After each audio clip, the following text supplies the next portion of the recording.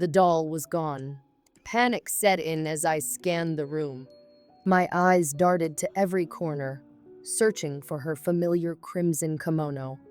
My throat tightened, and I felt a chill run down my spine. Where could she have gone?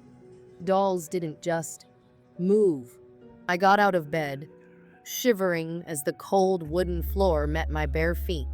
My heart thudded in my chest as I crept through the dimly lit hallway, clutching the banister to steady myself.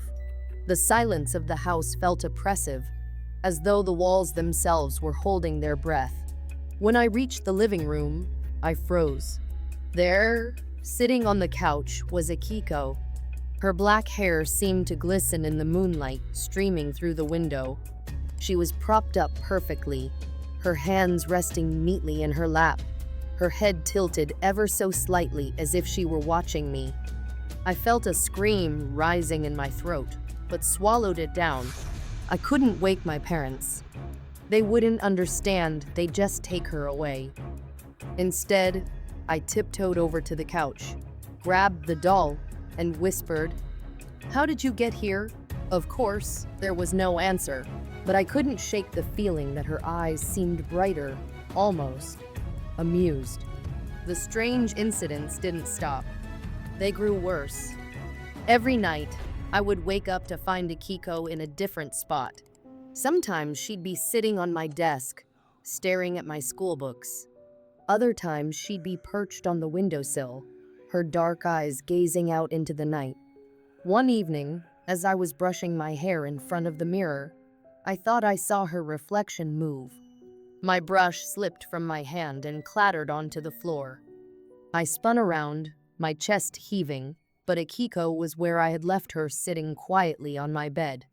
I tried to convince myself that I was imagining things.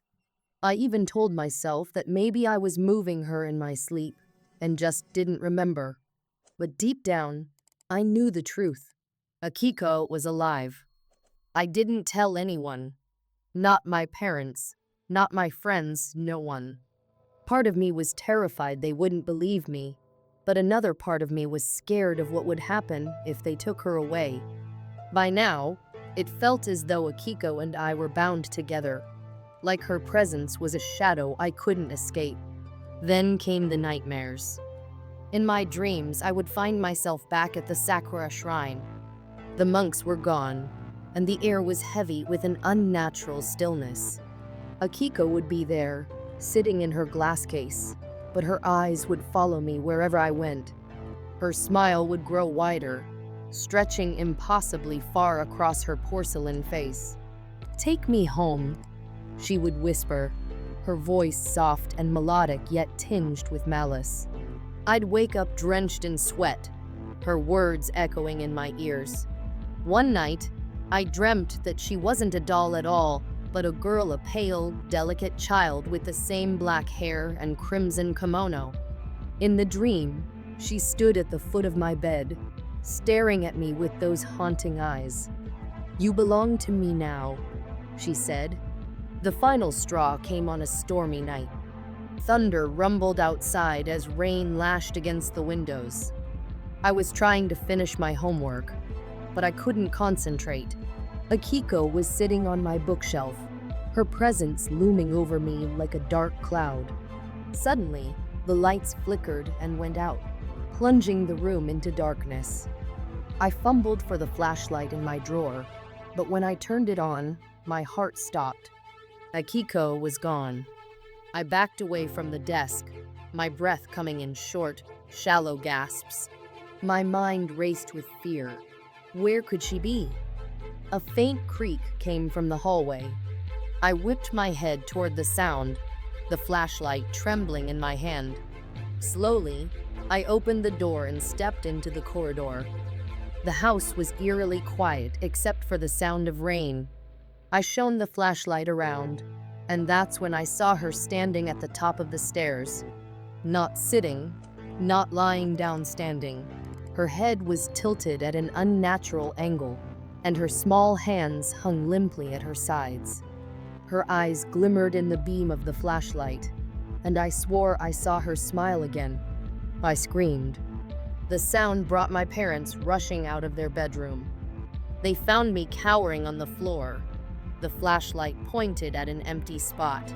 Akiko was gone. "What's wrong?"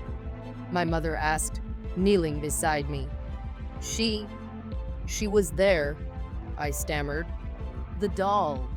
She was standing right there." My parents exchanged worried glances. My father sighed and said, "Enough is enough. We're getting rid of that doll." The next morning, my father took Akiko and locked her in the attic. I protested, sobbing and begging him not to, but he wouldn't listen. "It's for your own good," he said.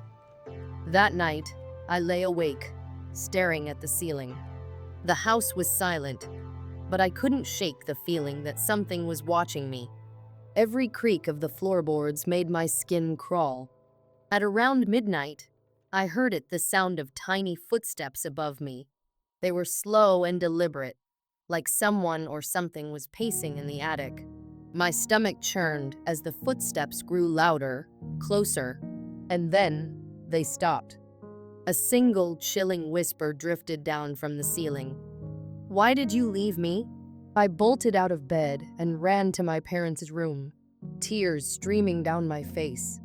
I told them everything: the footsteps, the whisper, the dreams. My mother held me tightly, trying to soothe me, while my father looked grim. "We're taking her back to the shrine," he said. The next day, we drove back to the Sakura shrine. The monks were waiting for us, their faces solemn as my father explained what had happened. They took Akiko without a word and placed her back in the glass case. As we turned to leave, one of the monks stopped us. "She is bound to you now," he said, his voice low. "Pray that she forgives you." Those words haunted me for years. Even now, as an adult, I can't look at a doll without feeling a deep, primal fear. My daughter's disappointed face snapped me back to the present. I knelt down and held her close, my heart aching with guilt. "I'm sorry, sweetheart," I whispered. "Maybe one day, I'll tell you why." For now, it was enough to keep her safe. But deep down, I couldn't shake the feeling that Akiko wasn't done with me yet. I found her in the bathroom, sitting in the corner with her head tilted to one side. Her lifeless glass eyes stared up at the ceiling, and her lips seemed to curl in a faint, sinister smile. My mother was lying on the floor nearby, unconscious. Panic surged through me as I dropped to my knees, shaking her awake. "Mom, wake up." My voice cracked, tears spilling down my cheeks. For a moment, she didn't stir, and dread clutched my heart. Then her eyelids fluttered, and she gasped, sitting up abruptly. "What? What happened?" she murmured, rubbing her forehead. "You were unconscious," I cried, pointing to Akiko, the doll sitting silently in the corner. "It was her. It has to be her." My mother frowned, glancing at the doll. "I must have fainted. Maybe it's just stress," she said, brushing it off. But I couldn't shake the feeling that Akiko had something to do with it. There was something unnatural about her, something malevolent that I couldn't explain. From that day on, strange incidents became more frequent and more disturbing. One afternoon, I was sitting alone in the living room, watching TV. The show I had been enjoying was suddenly interrupted as the channels began flipping on their own. My fingers hovered over the remote, but it wasn't in my hand. My eyes darted around the room until they landed on Akiko. She was sitting on the armrest of the couch, the remote clasped tightly in her tiny hands. My blood turned cold. Her plastic face was as blank as ever, but her grip on the remote felt deliberate. Before I could say anything, she let out a laugh, a high-pitched, mechanical sound that echoed through the room. It was eerie, hollow, and so unlike the innocent giggles of a child. I screamed, throwing a pillow at her and bolting from the couch. My parents came running moments later, finding me sobbing on the floor, pointing at the doll. "Please," I begged, "take her away. There's something wrong with her." My father exchanged a worried glance with my mother. "It's just a doll," he said, his tone attempting to be reassuring but faltering under the weight of my panic. Still, they didn't need much convincing. That evening, my father marched outside with Akiko in hand and threw her into the trash bin. For the first time in weeks, I felt like I could breathe again. I went to bed that night, relieved, convinced that we had seen the last of her. But I was wrong. I woke up in the middle of the night to a voice. "Hello, can you find me? Don't be scared. I just want to play." The voice was soft, almost childlike, but there was an unnatural edge to it that made my stomach churn. At first, I thought I was dreaming, but the voice grew louder. I sat up, my heart pounding, listening intently. "I'm here. Let's play a game," it said again, this time coming from the direction of the living room. I didn't want to go, but I felt an inexplicable pull, like an invisible thread tugging me toward the sound. My legs moved on their own as I tiptoed down the hallway, the darkness pressing in around me. The living room was bathed in faint moonlight, casting long, eerie shadows across the walls. The voice grew louder as I approached the trash can. "I'm waiting," it whispered. With trembling hands, I reached for the lid. Just as I was about to lift it, I felt a hand on my shoulder. I jumped, spinning around to find my father standing behind me. "What are you doing out here?" he asked, his voice laced with confusion and concern. But before I could answer, his eyes narrowed, and he reached into the trash can. To my horror, he pulled out Akiko. "I thought I threw this away," he muttered, holding the doll up to the light. Her black hair shimmered, and her glassy eyes seemed to glint with malice. Without saying another word, my father grabbed a pair of scissors from the kitchen and began cutting her hair. Snip, snip, snip. With each cut, her glossy black locks fell to the floor, and her once lifelike appearance began to fade. By the time he was done, she looked like any other ordinary, lifeless doll. But I wasn't convinced. The next morning, my father took Akiko back to the shrine where we had gotten her. He explained what had happened to the monks, his voice shaking slightly as he recounted the events of the past few weeks. The monks listened in silence, their expressions grave. When he finished, one of them spoke. "This doll is not ordinary," he said. "Her hair grows on its own, a sign of the spirit that inhabits her. We regularly trim and comb her hair to keep her powers under control. Without this care, she can become restless." The monk's words sent a shiver down my spine. I felt a mix of relief and lingering fear. Akiko was back where she belonged, but the memories of those nights stayed with me, etched into my mind like scars. Years passed, but the events surrounding Akiko remained a haunting chapter of my childhood. Even as an adult, I avoided anything that resembled her porcelain dolls, mannequins, even certain toys. I had vowed never to let my own child experience anything remotely similar. But now, standing in front of my daughter, I forced a smile to hide my unease. She was bouncing with excitement, her wide eyes sparkling with hope as she pointed to the box in my hands. "Mommy, did you buy me a doll?" she asked, her voice brimming with anticipation. I hesitated for a moment, my grip tightening on the box. "No, sweetheart," I said, handing it to her. "But I got you something even better." She tore the box open, her eager hands working quickly. When she pulled out an iPad, her face fell. The disappointment was clear in her eyes, but I didn't care. I'd made a promise to myself that I intended to keep. "I want a doll," she said softly, her lower lip trembling. "Maybe when you're older," I replied. brushing a strand of hair from her face. For now, let's set up your new tablet. You'll love it, I promise. As she reluctantly sat beside me, I felt a wave of relief wash over me. I would never let her go through what I did. Never. Later that night, as I tucked her into bed, I couldn't shake the feeling of being watched. I turned to leave her room, but something made me glance back. There, on her bedside table, was a small porcelain doll. My heart stopped. "Where did you get that?" I asked, my voice trembling. She looked at me with innocent confusion. "It was in the box, Mommy. Didn't you see it?" I felt the blood drain from my face. I hadn't seen a doll when I handed her the box. My hands trembled as I picked up the doll, examining it closely.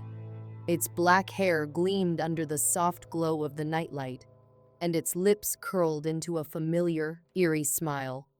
"Sweetheart, I need to borrow this for a little while," I said, trying to keep my voice steady. "But it's mine," she protested, tears welling up in her eyes. "I'll bring it back, I promise," I said, clutching the doll tightly as I left her room. My mind raced as I walked to the living room, my pulse pounding in my ears. This couldn't be happening. Not again. The doll sat on the coffee table, staring back at me with its lifeless, glassy eyes. I couldn't explain why, but the air in the room felt heavier than usual, as if the weight of an invisible presence was pressing down on me. My heartbeat was erratic, each thud echoing loudly in my chest. I leaned forward, staring at the doll's porcelain face, half expecting it to blink or move. A cold draft brushed the back of my neck, though no windows were open. I glanced over my shoulder. Nothing, but the oppressive feeling lingered, and my instincts screamed at me to run to leave the doll and never look back. Yet I couldn't. It wasn't as simple as walking away.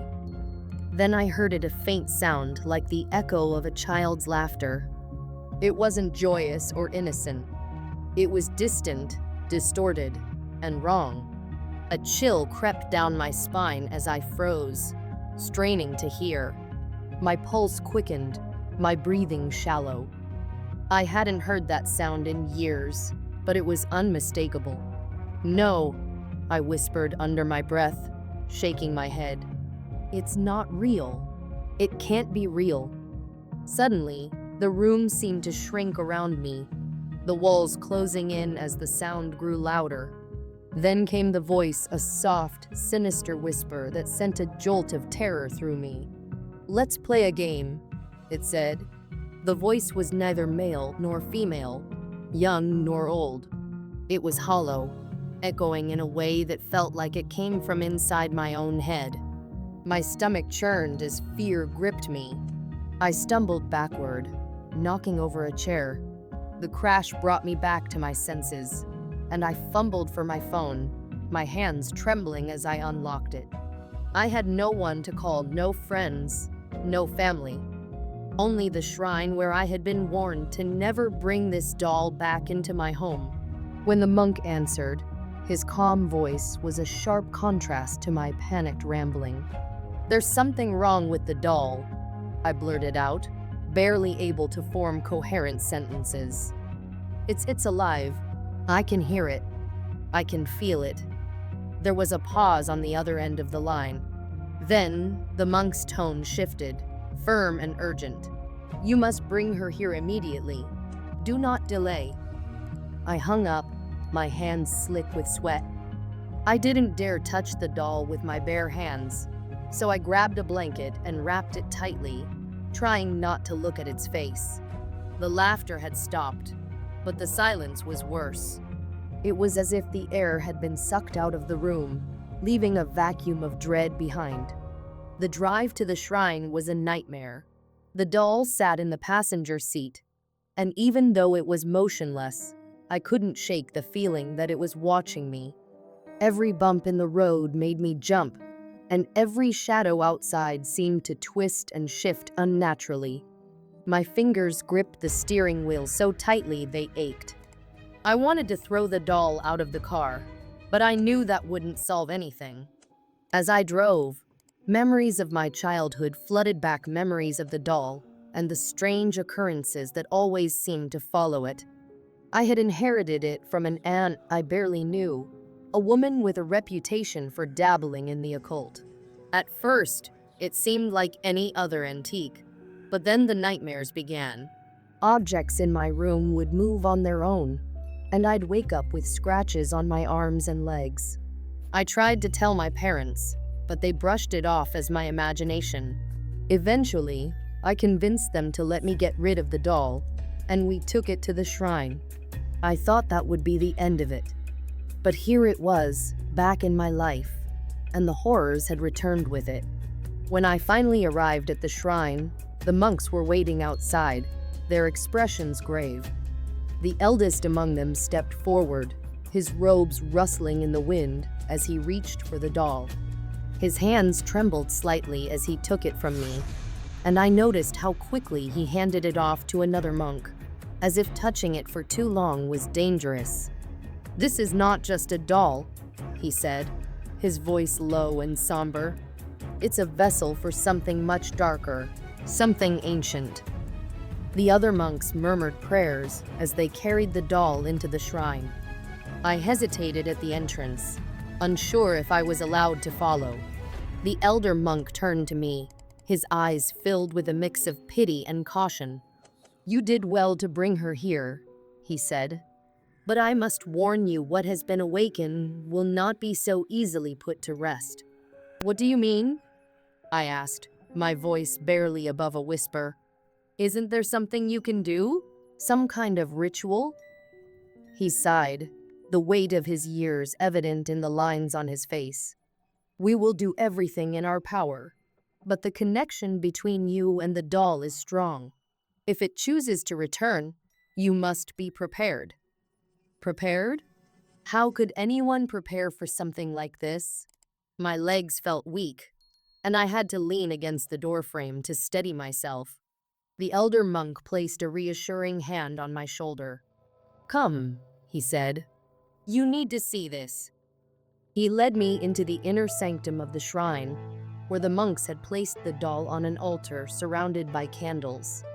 The air was thick with the scent of incense, and the chanting of prayers reverberated off the walls.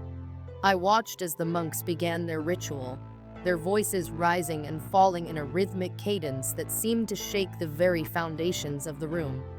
The doll remained still, but the oppressive atmosphere grew heavier with each passing second.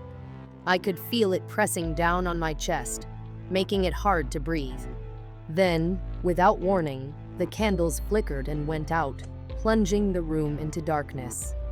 A low, guttural growl echoed through the chamber, followed by a deafening silence. When the lights returned, the doll was gone. The monks exchanged worried glances, their composure cracking for the first time. The elder monk turned to me, his face pale. "Leave, now." I didn't need to be told twice. I ran out of the shrine and into the night, my mind racing with questions and fears. Where had the doll gone? Was it still after me? The thought of returning home was unbearable, but I had nowhere else to go. That night, I stayed in a cheap motel on the outskirts of town, too afraid to sleep. Every creak of the floorboards and rustle of the wind set my nerves on edge. I kept the lights on, clutching my phone like a lifeline. But no matter how hard I tried, I couldn't shake the feeling that I was being watched. In the early hours of the morning, just as exhaustion began to overtake me, I heard it again, the laughter. It was faint, almost imperceptible, but it was there. I froze, my heart pounding as I scanned the room. The doll wasn't there. It couldn't be. But the laughter grew louder, and with it came the unmistakable whisper. "Let's play a game."